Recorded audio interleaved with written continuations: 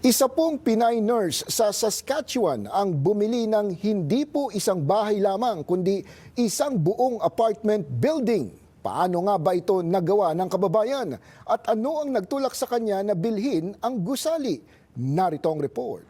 Nang mabili niya ang bahay para sa mga magulang, dito daw niya napagtanto na isang magandang negosyo pala ang real estate sa Canada. In 1 year, tumaas na po agad yung value. So, ibig sabihin yun na yung sa akin na yun. Kasi equity ko na po yun. So, parang kahit mag-ipon ako ng sweldo ko as a nurse or magtrabaho ako ng OT, I don't think na makakaipon ako ng 100,000 in 1 year. So, doon ko po nakita yung potential po ng real estate. Nagtatrabaho pa rin naman bilang nurse si Villegas at maganda naman daw ang kanyang sahod.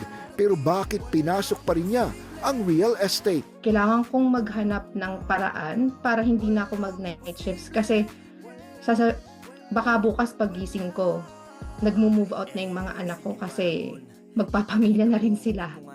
So, ayoko pong ma-miss yung moment na gano'n na kumurap ka lang tapos ang lalaki na nila.